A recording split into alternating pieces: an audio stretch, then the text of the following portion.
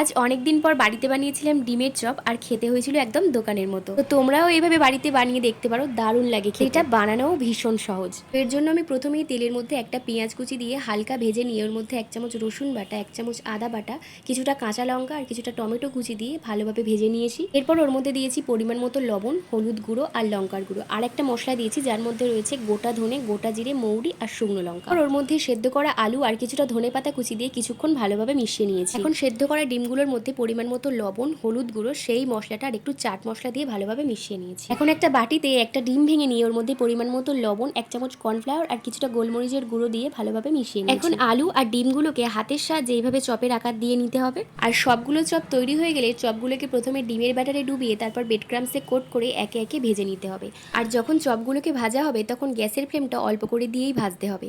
আর দেখো, কিছুক্ষণ ভাজার পর আমাদের ডিমের চপ একদম তৈরি হয়ে গেছে, আর খেতে হয়েছিল একদম দোকানের মতো, দারুণ।